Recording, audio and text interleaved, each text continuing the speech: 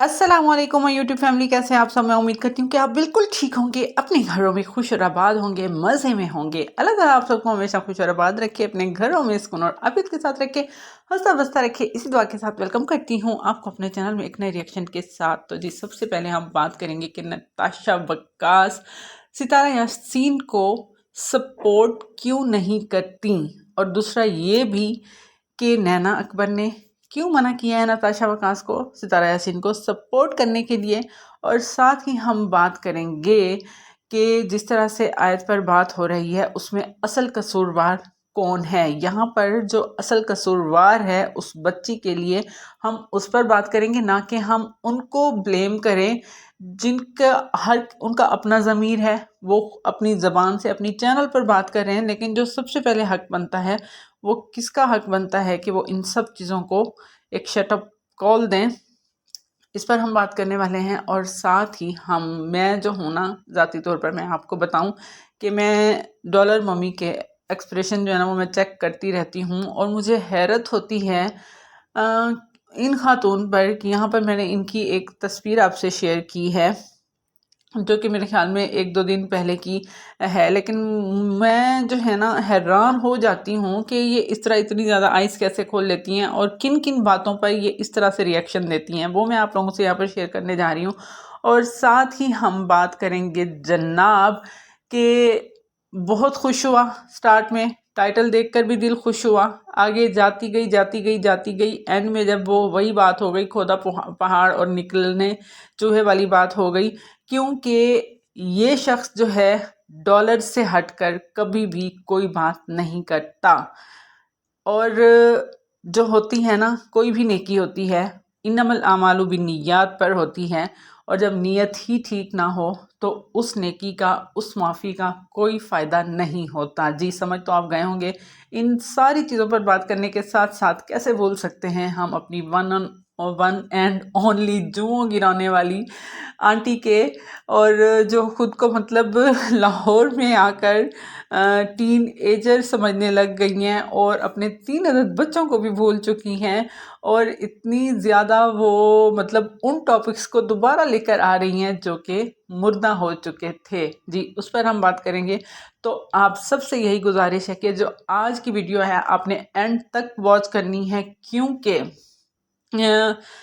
नताशा वकास ने यहाँ पर जो कुछ कहा है वो मैं आपके साथ शेयर करने जा रही हूँ। और अगर मेरे सामने होती तो मैं नताशा वकास को ज़रूर चूम लेती, क्योंकि उन्होंने इतनी अच्छी तरह से सितारा यासीन का चट्टा बट्टा यहाँ पर खोल कर रख दिया हुआ है।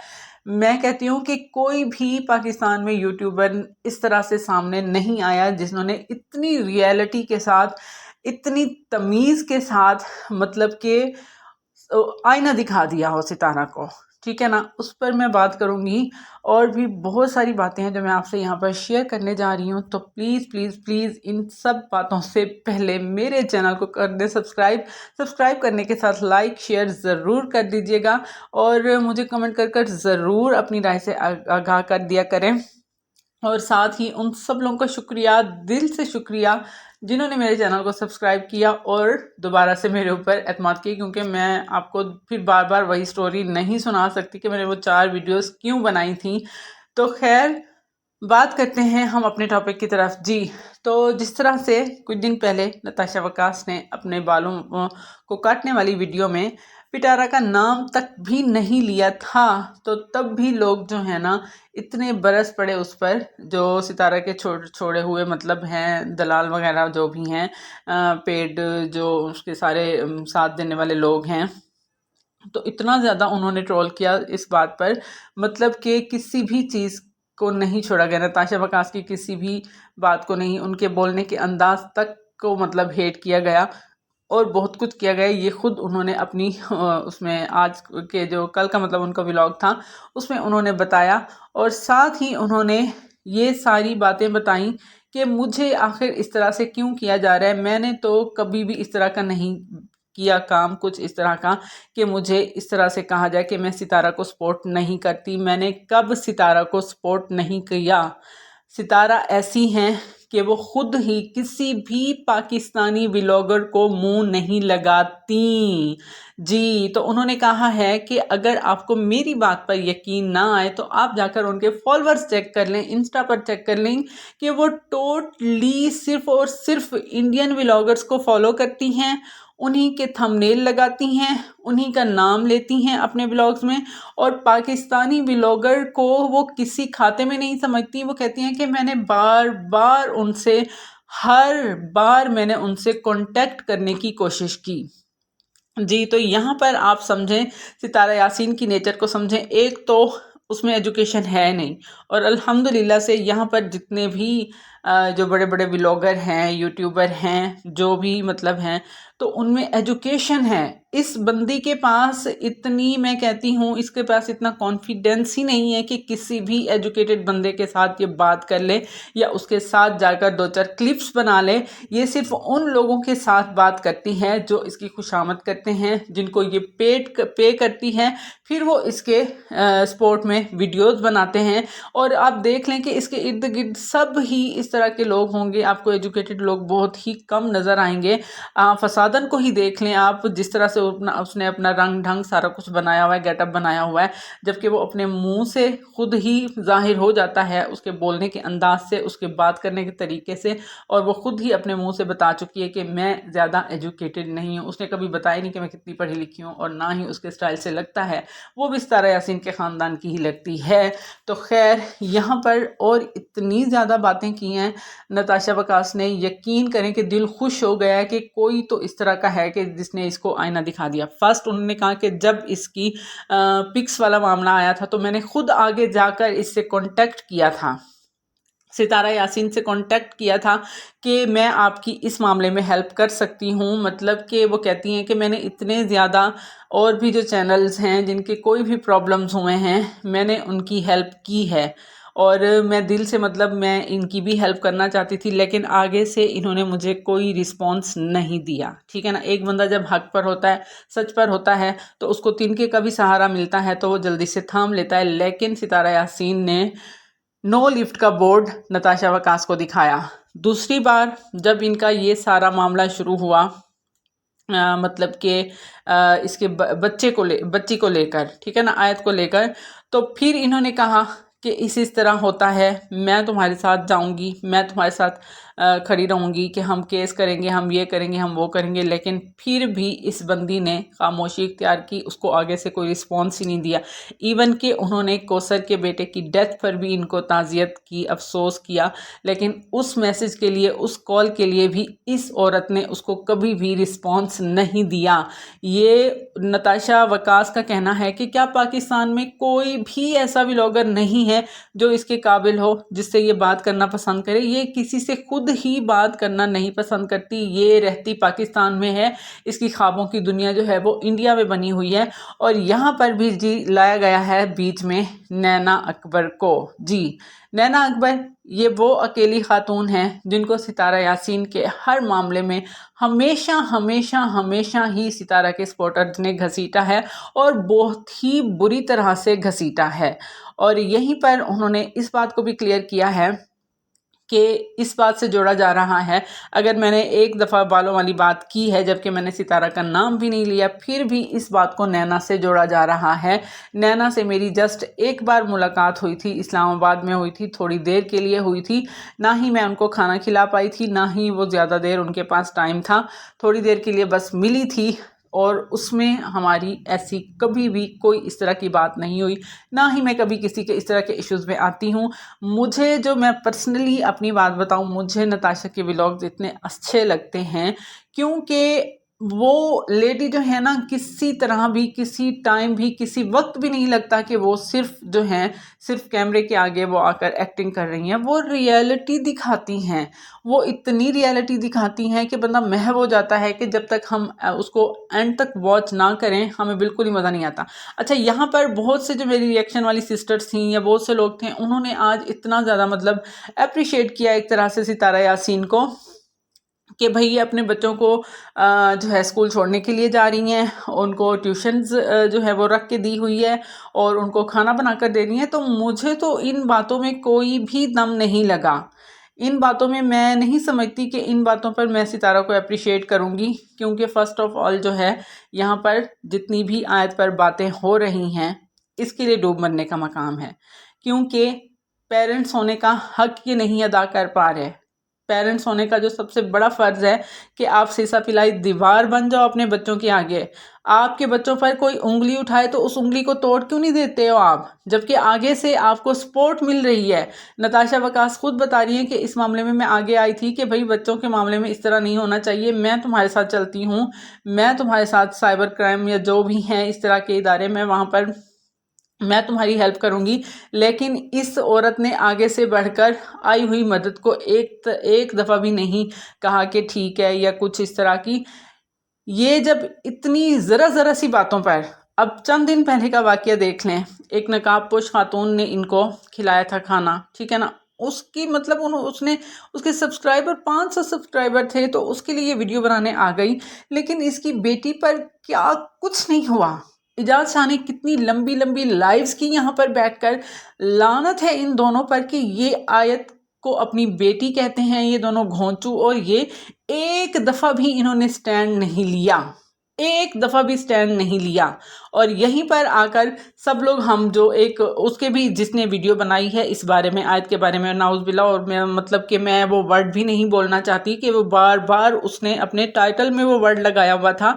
हम तो कहते हैं कि चलो गुनाहगार है ये, लेकिन उसने सितारा जानी जानी की औलाद लगाई हुई थी और वो भी नाजायज़ औलाद कह रही थी वो आयत को। तो सितारा कहाँ खोई हुई है, अपने आसमान में खोई हुई है, उसको नज़र नहीं आता उसकी 3 साल की बच्ची पर जब कोई इतना बुरा बोल रहा है, इतना बुरा बोल रहा है। अगर मैं भी एक माँ हूँ, मेरे बच्चे को अगर कोई गंदा बच्चा भी कह देना तो मेरा तो जो है ना वो मतलब इतना मुझे गुस्सा आता है कि भाई मेरा बच्चा है, क्यों कोई इसको गंदा बच्चा बोले। एक मिसाल दे रही हूँ मैं आपको। और जिस तरह से बात हो रही है आयत पर, मेरी शहजादी, मेरी चंदा, मेरी रानी, इस तरह से बात करने को मोहब्बत नहीं कहते। आप बच्चे की पूरी ज़िंदगी बर्बाद कर रहे हो। आपके पास पैसा है, ठीक है ना, वक्त है, आपकी कोई इस तरह की परमानेंट जॉब नहीं है जो कि आप किसी जगह पर किसी ख़ास इदारे में आप जाकर करते हो, दोनों हस्बैंड वाइफ, आपकी वेली व्लॉगिंग होती है, ठीक है ना। आपके पास वक्त भी है, पैसा भी है, आप इन सब बातों के लिए स्टैंड ले सकते हो, आपके पास मौका भी है, आपको हेल्प भी इधर उधर से मिल रही हैं। तो आप क्यों अपनी बच्ची के लिए खामोश हो, और क्यों हम उन लोगों को बुरा कहें। हाँ बेशक वो बहुत ही बुरा कर रहे हैं, बुरा कह रहे हैं, जो जो अपने चैनल्स पर आकर इस तरह से आयत के बारे में बोल रहे हैं या इस तरह की बातें बुरी कर रहे हैं, उनका अपना ज़मीर है, ठीक है ना, उनको भी गुनाह मिलता होगा इन सब बातों का, ठीक है। तो लेकिन जो सबसे बड़ी प्रॉब्लम है वो यही है कि ये दोनों हस्बैंड वाइफ क्यों खामोश हैं। बड़े स्कूलों में पढ़ा देना, क्या मुझे ये बताएं, यहाँ पर जितनी भी मदर्स हैं, बड़े स्कूलों में पढ़ा देना क्या काफ़ी होता है औलाद की तरबियत के लिए। ट्यूटर रख देना ट्यूशन के लिए, क्या ये औलाद की तरबियत के लिए काफ़ी होता है। ये छोटे छोटे क्लिप लगा देती है अपनी मर्जी के और फिर उसको काट देती है और ये रियलिटी दिखाती नहीं है। कल परसों वाले व्लॉग में मुस्तफ़ा को मार पड़ी, ठीक है ना, क्यों पड़ी, वो घोंचू से मार क्यों पड़ी उस बच्चे को। ये जो एज है मुस्तफ़ा की, जिसमें मतलब वो इतना ज़्यादा मतलब उसको पता है हर चीज़ का इतना ज़्यादा उसको फ़ोन दिया गया है कि उसको हर एक बात का पता है, और उन बातों का भी शायद उसको पता है कि जिन बातों का पता नहीं होना चाहिए। ये जो उसकी एज है 13 ईयर का है या वो 12 का है, तो ये बहुत ही ख़तरनाक एज है लड़कों के लिए। और जिस तरह से ये उसको हर चीज़ में मतलब सपोर्ट करते हैं, उसकी हर बात में मानते हैं। तो और जिस तरह से वो कल रो रहा था उल्टा होकर बेड पर, वो सिर्फ इस वजह से नहीं रो रहा था कि उसको उसके फ्रेंड से बात नहीं करने दे रहे थे। मतलब आप फ्रेंड सर्कल नहीं चेक करते हो, आप गाड़ी में बैठकर जाकर बच्चों को छोड़ आते हो, आप रेडीमेड बर्गर बना देते हो, तो सब लोगों से आप वाह वाह ले रहे हो। मैं तो इस बात को बिल्कुल नहीं समझती। अगर आप इसके मुकाबले में नताशा का व्लॉग देख लें या किसी भी और इस तरह की जो बड़े बड़े हमारे ब्लॉगर्स हैं, नौश किचन हो गई या जो और बहुत सारे हैं, उनमें रियलिटी नज़र आती है। ये जो दिखाती है इसमें कख भी समझ नहीं आता, कुछ भी समझ नहीं आता, कोई रियलिटी नहीं नज़र आती। बस ये घूमी जा रही होती है गाड़ियों पे। और आजकल देखें कि ये किस तरह लोगों को बेवकूफ़ बना रही है। आधा दिन इसका व्लॉग का टाइटल कुछ और होता है, आधा दिन कुछ और होता है, 2 घंटे कुछ और होता है, 10 घंटे कुछ और होता है। इस तरह ये इसका चल रहा है और ये मतलब कुछ ना कुछ इस तरह का करती रहती है। अब जिस तरह के सलमा के यहाँ बच्चा हुआ, उसकी बेटी हुई, तो बहुत से लोग इस तरह भी सोच रहे थे कि अब सितारा कहेगी कि मैं भी बच्चा लूँ, मैं भी इस तरह के मतलब मेरे पास भी इस तरह का कंटेंट आए। तो आज देखें कि किस तरह से उसने पहले लगाया जूस का डब्बा लेकर। और मैं कहती हूँ कि चाहे ये 20 लाख का जो आईफोन ले ले, ये 1 करोड़ का ले ले, तो इसकी शक्ल पर वही फिटकार ही नज़र आती है। देखें, नया फ़ोन लेकर इसने ये किया कि मैं भी इसमें अच्छी लगूंगी, सब अच्छे लगेंगे। तो आप देखें कि ये लग क्या रही होती है व्लॉगिंग में, ये नज़र क्या आ रही होती है। और वहीं पर दूसरी तरफ जो है इनकी जो मदर हैं उसको देखें कि जब सितारा ने बात की कि भाई मैं चाचा को भी सूट लेके दूंगी या इस तरह, मतलब कोई इतना भी कैसे आप कहते हो कि बस 1 रुपया भी ना लगे। और हाँ, जिस तरह की, क्योंकि सलमा के घर ये देख के आई हैं, सलमा के पास रह के आई हैं, क्यों वो तो जिस तरह की फलसवारी से चलती थी, उसका डेली का घर में खाना बनता था, डेली का बनता है, ठीक है ना। इसके घर में तो नहीं बनता था ना, हमारे घरों में तो अल्लाह का शुक्र है हम चाहे बाहर का भी खा रहे हो जो भी हो, लेकिन घर में ज़रूर बना हुआ था कि वो अगली सुबह भी काम आ जाता है। कुछ भी हो सकता है, कोई आ भी सकता है, तो खाना तो बनना ही बनना है, अल्लाह का शुक्र है। तो लेकिन वो जिस तरह से सलमा के घर से आई थी, तो यहाँ पर उनको ऐसा कुछ नहीं नज़र आ रहा, तो वो परेशान हो जाती हैं।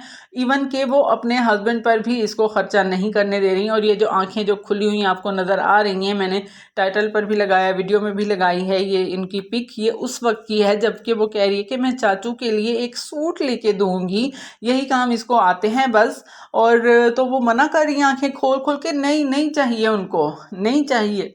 मतलब ये मैं यहाँ पर कह रही हूँ कि इतनी ज़्यादा ये ख़तरनाक औरत हैं, इनके एक्सप्रेशन देखें कि कोई भी बच्चा डर जाएगा। जिस तरह से ये इतनी सख्त यहाँ पर फिर भी वो कुछ बोल रही हैं, कोई हिलचुल रही हैं, कोई काम कर रही हैं, कभी हंस भी रही हैं।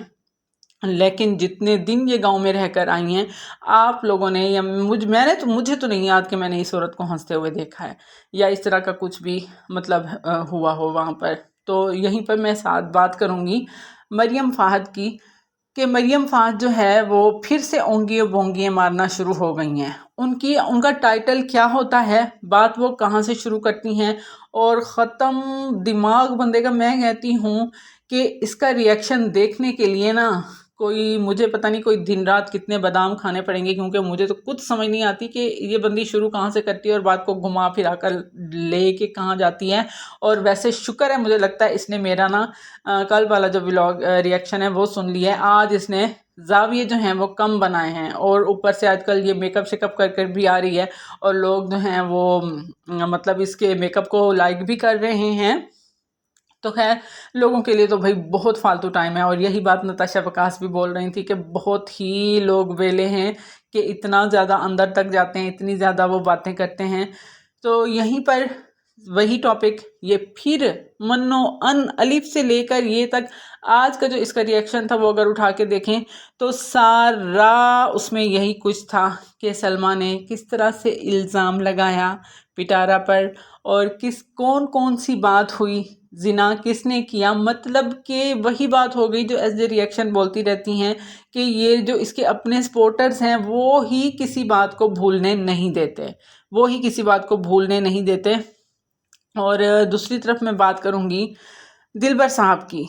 अच्छा, मेरा जो मानना है वो ये है कि नेकी वही नेकी होती है जब तक उसको करने का आपको अपना दिल ना कहे, ठीक है। आप दूसरों की बात पर आप कर तो देते हो, लेकिन जिस तरह से दिलबर ने कहा, अच्छा टाइटल उसने लगाया, मैंने उसकी वीडियो पूरी खंगाली कि भाई कहीं तो माँ का नाम ले लेगा, कहीं तो माफ़ी मांग लेगा, कहीं तो कुछ कह देगा। अच्छा, जो एंड में जाकर उसने बिल्कुल एंड में जाकर पता नहीं 1 या 1.5 मिनट उसने जो बोला कि मैंने अम्मी से माफ़ी मांग ली, भाई वजह ये है कि आप सब लोग कहते हो, बस वहीं पे मेरा दिल किया कि बस ये मेरे सामने हो ना तो मैं इसको एक दो ठोक ही दूँ, क्योंकि लोगों के कहने पर व्यूज़ लेने के लिए और डॉलर्स के लिए ये सिर्फ अपनी माँ की तरफ पलटा है। मैं इस बात को और जितने भी रिएक्शन वाले जो हैं वो इस बात को सपोर्ट कर रहे हैं कि भाई दिलबर ने बहुत अच्छा किया अपनी माँ से माफ़ी मांगकर। मेरे ख्याल में उन्होंने एंड तक वॉच नहीं किया, क्योंकि एंड तक वॉच करते तो पूरी बात समझ आती कि दिलबर ने असल में ऐसा कहा क्यों था, दिलबर को वजह क्या पड़ी। ये मैं कहती हूँ कि कुछ भी कर लेगा व्यूज़ के लिए, डॉलर्स के लिए कुछ भी कर लेगा, तो ये करेगा ज़रूर, उन जिसको जो भी करना पड़े। तो वहीं पर इसने कहा भाई जी मैंने मांग ली माफ़ी अम्मी से बेदिली से, मतलब इसने कहा कि अम्मी से भी माफ़ी मांग ली और मैं आप सबके सामने भी कहता हूँ कि मैं अम्मी से माफ़ी मांगता हूँ। और वजह क्या है, इसकी वजह यही है कि भाई आप सब लोगों ने कहा मुझे, मतलब कि आप सब लोग मुझे कहते हो फिर मुझे इस तरह के आकर कमेंट्स करते हो, इसलिए मैंने अम्मी से माफ़ी मांगी। तो शर्म से डूब मरो, ठीक है ना। जब अपने तुम्हारे दिल में ही उस माँ के लिए इज्जत नहीं है, नरमी नहीं है, मोहब्बत नहीं है, तुम्हें सिर्फ ये मसला है कि लोग मुझे अनफॉलो ना कर दें, मुझे बैड कमेंट्स ना आए, मुझे मतलब लाइक्स मिलें, तो इसलिए आप माँ का नाम यूज़ करते हो कि आपको सब्सक्राइबर भी मिले माँ वाले, मतलब जो आपकी माँ को लाइक करते हैं वो भी आपकी तरफ आ जाएं और लाइक्स भी मिल जाएं और लोग भी मतलब खुश हो जाएं और मुझे मेरे व्यूज़ भी बढ़ जाएं, व्यूज़ बढ़ने के साथ मुझे मेरे डॉलर्स भी मिल जाएं। तो इन्नमल आमालु बिन्नियात, ठीक है ना, वो चीज़ तो आपको मिल जाएगी, डॉलर्स भी आपके मिल जाएंगे जिस तरह आपकी सोच है, लेकिन आपको माँ की जो असल शफ़क़त है, असल आपके दिल में जो चीज़ होनी चाहिए उससे आप हमेशा रहोगे। और ये बात याद रखें दिलबर भाई कि आपकी भी औलाद है, बेटियां भी हैं, बेटे भी हैं। ये बात जो है ना, ये दुनिया जो है मकाफ़ात अमल ज़रूर ज़रूर है। आज जो कुछ आप बोओगे तो वो काटना तो ज़रूर पड़ेगा। आज अगर आप अपने बच्चों के साथ कितनी मोहब्बत से अगर आप उनको पाल रहे हो, उनकी हर ज़रूरियात को पूरा कर रहे हो, और वो भी आपकी कोई इतनी कठिन ज़िंदगी नहीं है, इतनी मतलब मुश्किल आपकी ड्यूटी नहीं है, कोई इस तरह की मुश्किल जॉब नहीं है, लेकिन अपनी माँ के बारे में सोचें कि किस तरह से उन्होंने आपको पाला, किस तरह से।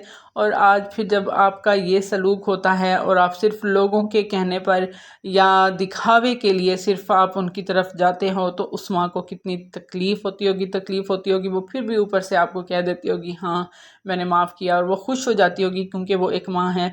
और यही वक्त हो सकता है कभी खुदा न खास्ता आप पर भी आए।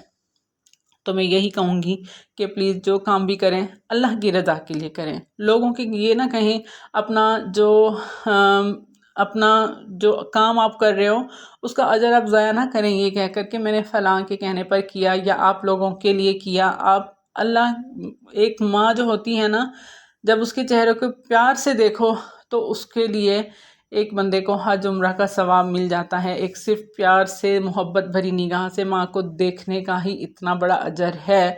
तो मेरे पास वर्ड्स नहीं है कि मैं आपको किस तरह से समझाऊं कि लोगों के कहने पर नहीं, अपने दिल से, अपनी चाहत से, अपनी नीयत से अपनी माँ की तरफ लौट कर जाएं और उनसे दिल से माफ़ी मांगें, ताकि अल्लाह भी आपसे राज़ी हो जाए और आपका जो इस तरह का वक्त हो, मतलब बुढ़ापा आए, तो उस वक्त आपकी औलाद आपकी केयर करने के लिए मौजूद हो, ना कि वो भी आपको इस तरह से अपना रवैया जो है वो दिखाए और इस तरह से आपको इग्नोर करे। या और अगर आप मतलब जब से देखें आपने अपनी माँ को साइड पे किया हुआ था उनके लिए, मतलब मेरे लिए मेरी माँ मर गई, ये हो गई, वो हो गई, तब से आप इतनी बुरी हेडलाइंस में थे, इतना बुरा मतलब हो रहा था, कभी आपके अफेयर्स निकल रहे थे, कभी आप क्या कह रहे थे, कभी आपके लिए मतलब कोई ना कोई मसला आपके लिए लगा ही रहा। तो ये बात याद रखें, जो माँ होती है वो समझने की एक रहमत होती है, और माँ अगर जिनकी ज़िंदा है तो मैं समझती हूँ कि इससे बड़ी आपके लिए रहमत का कोई और ज़रिया नहीं है। तो माओ से दुआ लिया करें जितने भी लोग हैं जिनके मतलब मेरी आवाज़ जहाँ तक जा रही है, तो माओ का जो है बहुत ज़्यादा एहसास किया करें, इज़्ज़त दिया करें, प्यार दिया करें, दुआएं लिया करें, अपनी आखिरत भी संवारें, दुनिया भी संवारें। और यहीं तक था मेरा आज का व्लॉग। अच्छा लगा तो please please please like share ज़रूर कर दिया करें, कमेंट भी ज़रूर कर दिया करें। सब्सक्राइबर जिन्होंने सब्सक्राइब किया उनके लिए बहुत सारी दुआएं हैं। दिल से खुश रहें आप लोग हमेशा, और दुआ में मुझे भी याद रखा करें। मिलते हैं नए रिएक्शन के साथ, तब तक के लिए अल्लाह हाफिज़।